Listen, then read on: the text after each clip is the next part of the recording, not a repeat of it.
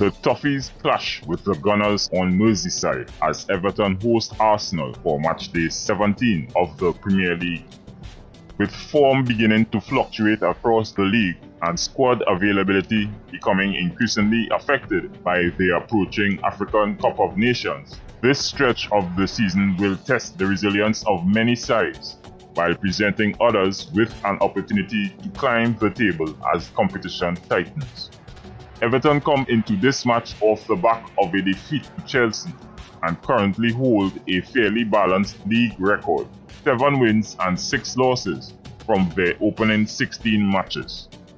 Their home form has been underwhelming, managing just 4 wins in 8 games, while their goal difference tells a familiar story, scoring at almost the same rate they concede.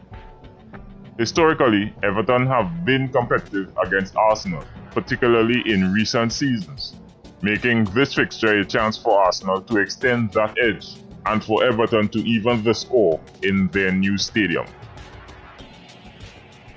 Everton will be without 2 of their most influential players, Ndai and Ghana Gay, both absent due to AFCON duty. Combined with potential fitness concerns surrounding Grealish and Shrewsbury Hall, Everton's attacking threat could be significantly reduced. Arsenal, by contrast, have suffered only one major loss from the previous fixture, Ben White. With Gabriel and Mosquera still unavailable, the expected back four should consist of Calafiori, Hincapie, Saliba, and Timber. It is believed there are no injury concerns regarding Zubimendi. His recent absence appears to have been purely load management. He is expected to start alongside Declan Rice and Odegaard. If Trossard is fit, he should feature with Gyokeres and Saka up front. Otherwise, Martinelli will return to the left wing. With another match coming just 3 days later, Arteta is likely to rotate intelligently, using his substitutions to manage minutes for key players such as Saka, Odegaard, Trossard, and potentially one of his defenders. This could also present an opportunity for Gabriel Jesus to gain more minutes and rediscover his form during a congested schedule. In possession, Everton primarily operate in a 4-2-3-1 shape.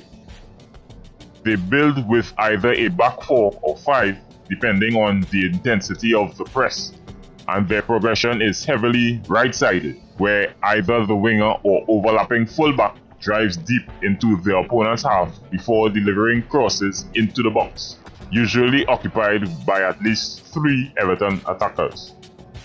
The fullbacks remain relatively narrow in Everton's own half, but push wide and overlap aggressively once the winger receives possession higher up the pitch.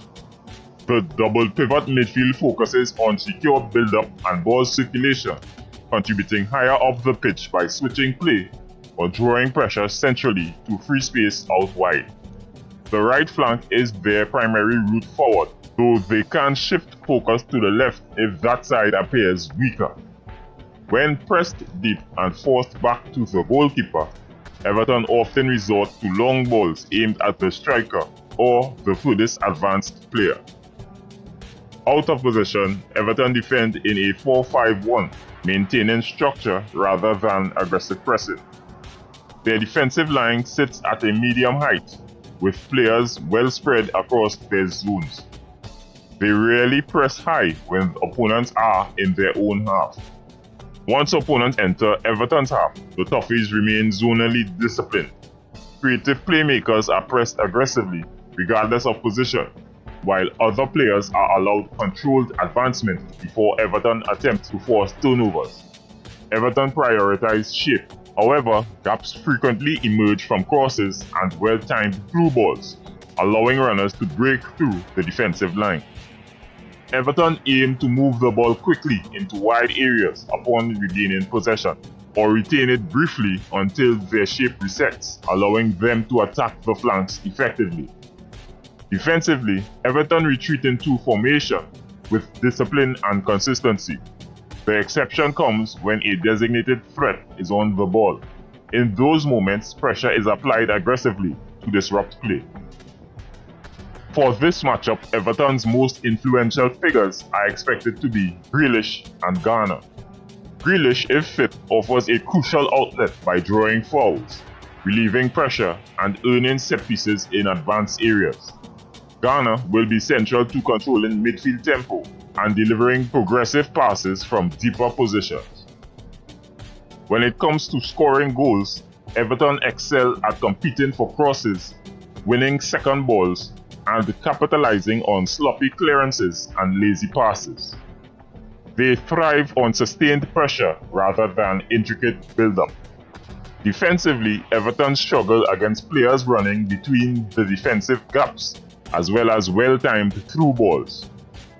Their zonal system often limits awareness of runners, and without Jordan Pickford's heroics, they would likely have conceded far more goals this season. They also suffer against strong set-piece teams, which puts them at a potential disadvantage against Arsenal. Everton's biggest strength in this match lies in Jordan Pickford, who sits just 2 clean sheets behind David Raya this season. Unfortunately, many of Everton's attacking strengths are potentially neutralized due to injuries and AFCON absences, limiting their threat in this fixture. They are also vulnerable defending set pieces and are weak against players capable of threading incisive passes. In a match like this, Arsenal's pace in attack could consistently stress Everton's backline. For the game plan, Arsenal should look to exploit Everton's wide defensive spacing with quick vertical passes from midfield into the forward line. Cutbacks could prove especially dangerous, creating chaos in the box, an environment gyokeres could thrive in if the tempo is high.